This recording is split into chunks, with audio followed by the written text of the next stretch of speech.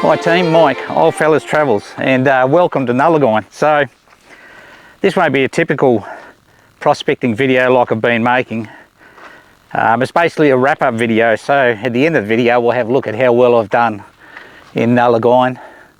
And but I want to talk about Nullagine, you know, such things as the road in, the areas, you know, where I found gold, and give some hints if I can on the type of ground I found the gold in, and just what it's like to, you know, to spend some time in Nullagine prospecting, because it's the first time I've been to Nullagine. I've been to the Pilbara before, but this is the first time I've been to the East Pilbara Nullagine prospecting. And for anybody who hasn't been up here before, you know, the video might be a bit useful because it's quite different and beautiful country, and it is worthwhile, you know, visiting Nullagine at least once, I think.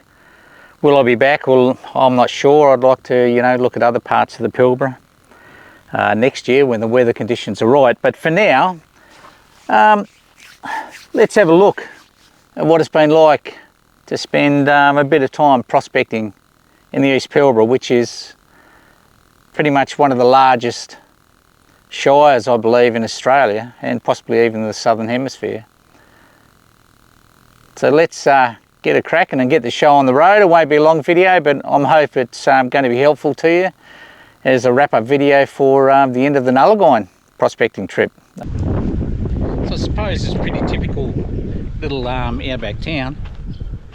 There's really not much here, but there's everything here that you need if you're going to come out here prospecting. Once you get into town, it's got a nice little park with, you know, dump point and facilities, and there is a water point that where you can dump your rubbish and fill up with water that I'll show you on the way out of town. But the town itself is quite a tight little town. In fact, I quite like Nullagine as a town.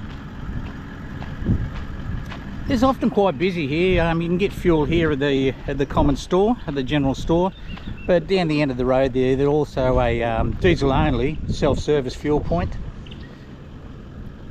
Maybe just in the chance they don't have diesel here. So looking down the road, that's the direction of Meekatharra. It's got a neat little pub that I think opens at 12 o'clock, or maybe might be 11 o'clock through the week. And the general store where you can get fuel, and they have a really good supply of, you know, your general needs in there, and foodstuffs and bread and milk and the like. At prices that I suppose are associated with how remote the place is. But so it's a quirky little pub, worthwhile calling in and checking it out. Have a bit of a talk to the barman or bar lady and find out a little bit about town. It also has a caravan park with accommodation.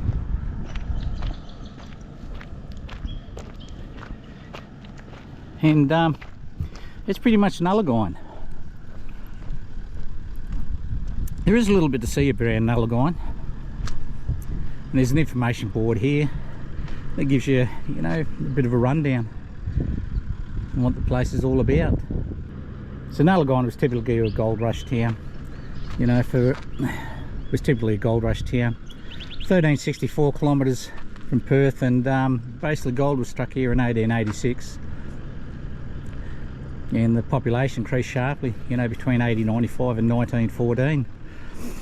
3 hotels, 8 stamp mills, and a population, and we'll have a look at one of the stamp mills actually on the way back out. And then and a population of over 3,000. The state government gazetted the town in 1899, so that's when it became a gazetted township. It's a neat little town, and I'm really glad I came up and spent a little bit of time prospecting here, and we'll talk about how well the prospecting went a little bit later on. But let's get on with it and have a quick look around.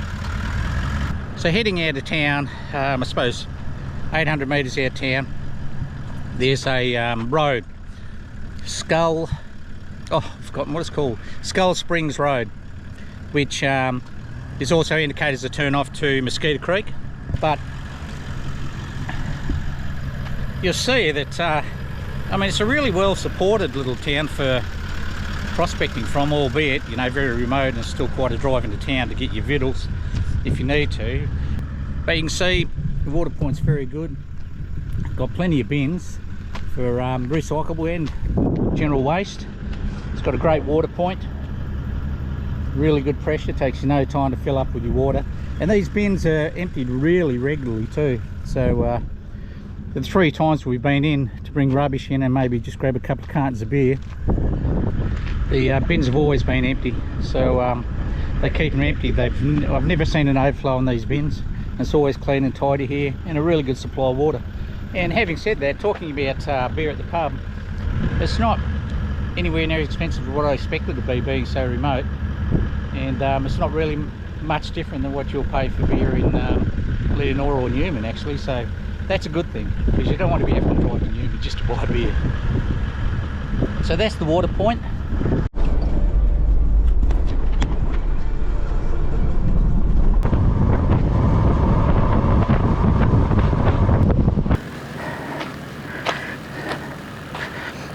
Okay, so this is probably the first thing you'll notice driving out to Prospect and Nullagine. It's straight off the road. You drive right past it, you can't miss it. And it's one of the old Stompers, one of the old crushers, I suppose. One of which they mentioned in Nullagine when we had a look at the town itself. But it's substantial. A lot of the bits and pieces are gone. It's an interesting place if you're into that sort of thing, and I love this sort of thing. You know, this is a real Australia for me. And when I get into this part of the country, I love to get out and, you know, and have a look, because it really brings home, you know, the hardships in the day. I mean, this was probably a pretty modern process in the day, but when you look at it, the hardships these guys worked in, you know, they're probably only camping in maybe canvas tents, working here all year round through the heat and the, you know, the cold and maybe even the wet season. But it should be pretty hard going times, and we'll see a representation of how mentally torturing that, you know, this country can be when we get to one of the major mining camps at one of the major mining centres out here. So if you are driving past, it's worthwhile calling in for a stop if you like this sort of thing. I love it. You know, it's Australia for me, and you know, I love this country. And it really is a reminder of how tough it was in the goldfields in those days. Considering the value of gold, although it is comparable to what it is today. Okay, hi team. So this will be probably the last place of interest, but I found this site particularly interesting on the drive out to, you know, Prospect and then back out to the camp. It's what I particularly like about this. I mean, we'll have a look at a couple of the mining spots or a couple of the digs, and with maybe a little bit of explanation what I think they might have been. But this, you know, gives a real feel for how tough it was in the goldfields, and the mental strain, you know, that prospectors in the day were put under. I suppose they came out here thinking, you know, focus on riches and maybe a little bit of gold fever, but possibly not understanding, you know, how harsh and how difficult this country was going to be to be mining in. And some of the results were quite devastating. I mean, some made their riches, and, you know, I suppose some took some wealth back and continued on with their lives, and but some found the difficulty in the environment out here too harsh for them, and mentally they just couldn't survive it. And not to mention how hard on the body, you know, this lifestyle can be. And I suppose, you know, it's possibly they're probably heavy smokers and possibly even heavy drinkers. You know, I mean, what else would they do out here? But well, have a look at these plaques, and it's a little bit sad, really, to think that people came out here hoping to make their fortune, and, you know, then just got bound up in it and became more than what they could possibly take.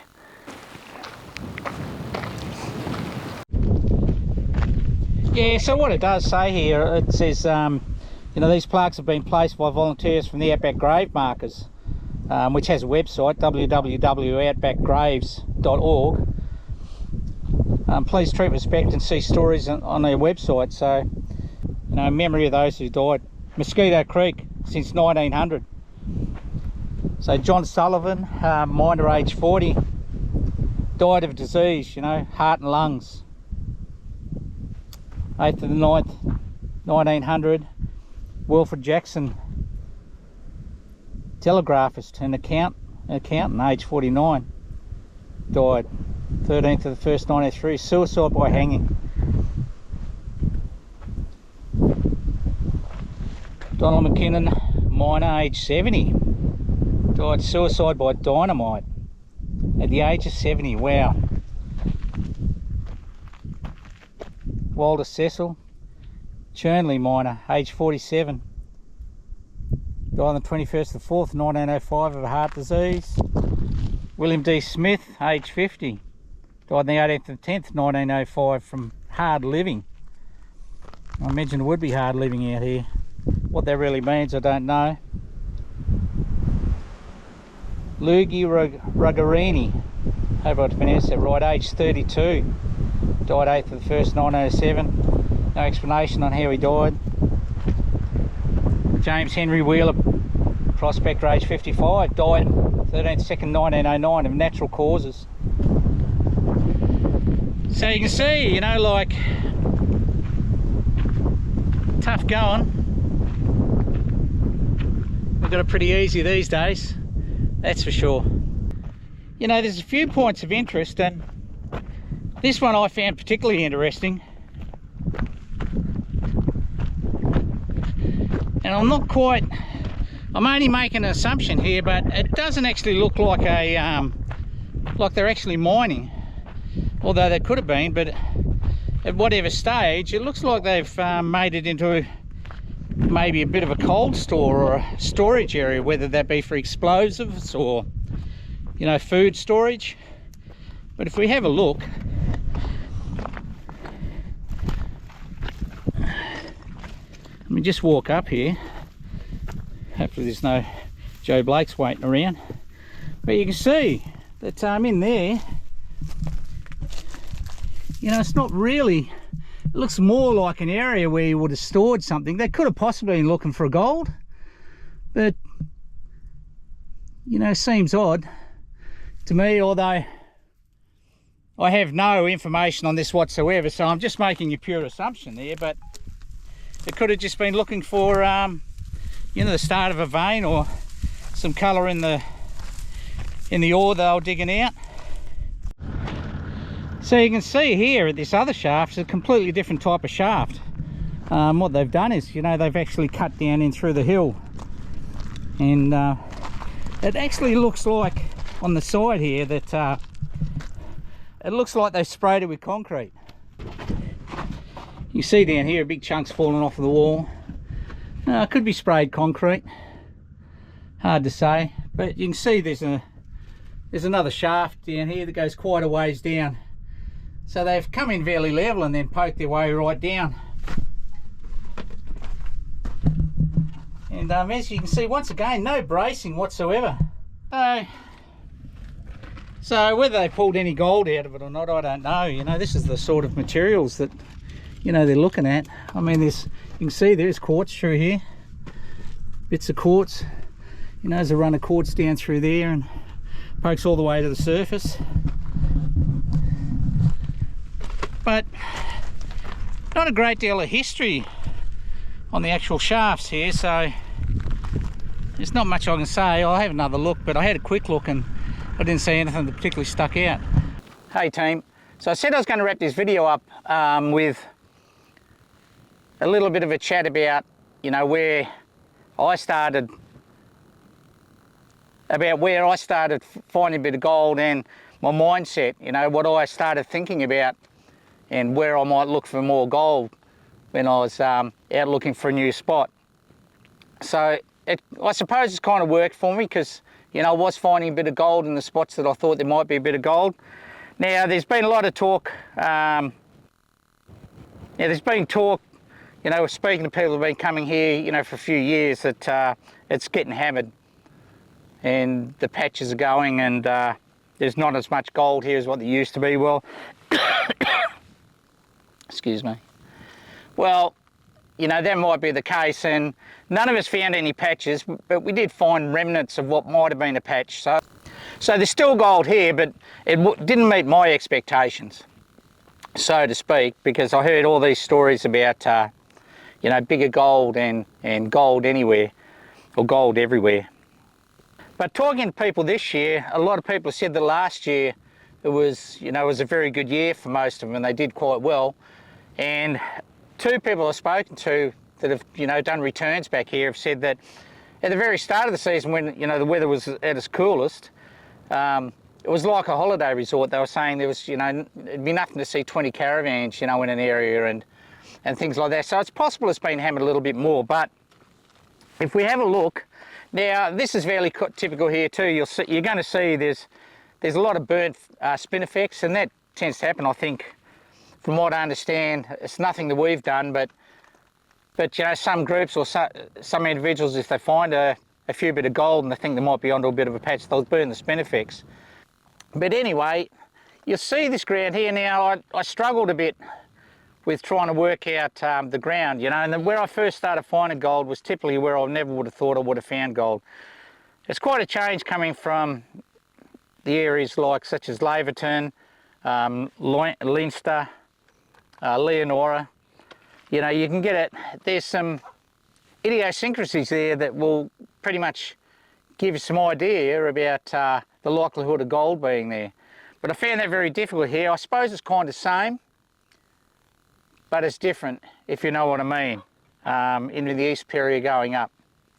But anyway, we'll have a look at the ground just here, and what you'll see is, you see that, you know, the ground here, it's got a lot of this, you know, sort of very quartzy, ironstony, you know, type of surface.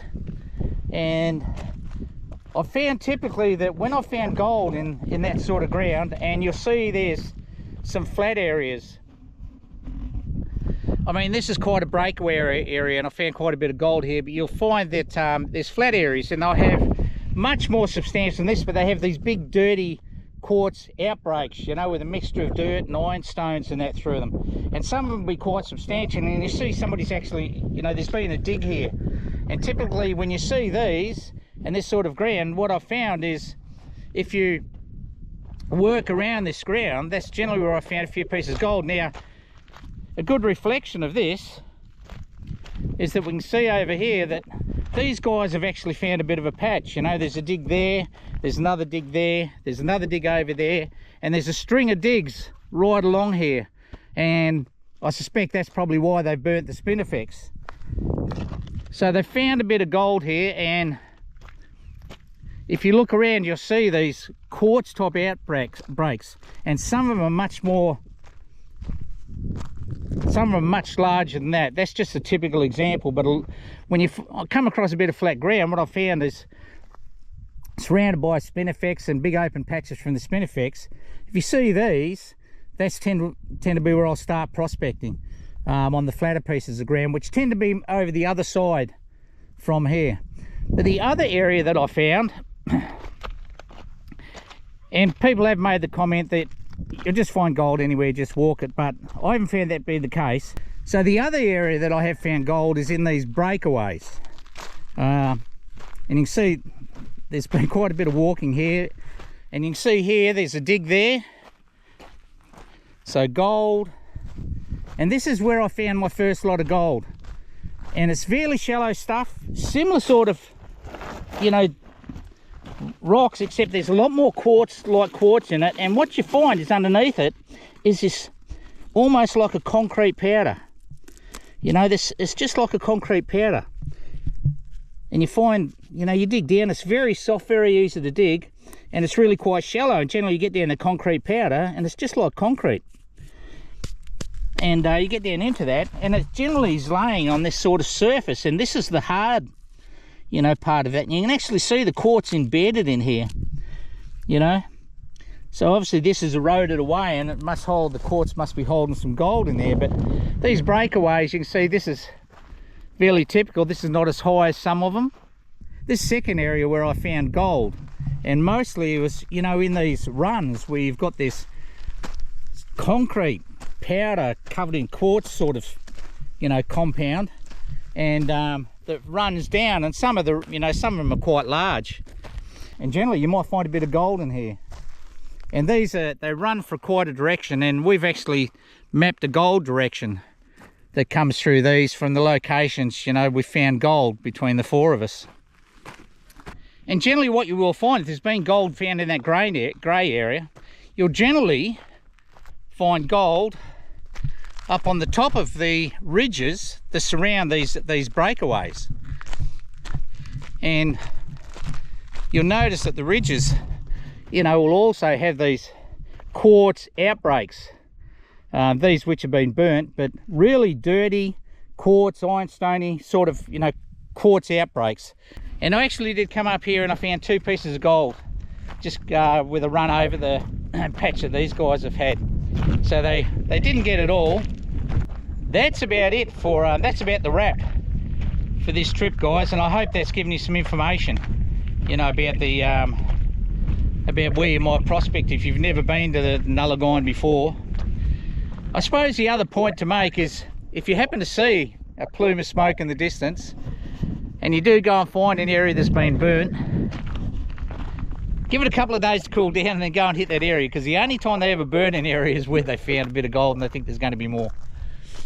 Righto team, ladies and gents, that's a wrap for Nullagine. A fairly interesting trip, beautiful countryside. You know, I love the Pilbara. I've been to you know, up to the North Pilbara a few times in my life, and it's always, you know, beautiful country, and this is no less so. Nullagine gets talked up a lot, you know, as far as gold and the size of nuggets and, you know, etc, etc, etc. I suppose stories tend to blow out of proportion a little bit in the pub after a few beers on how well someone's done.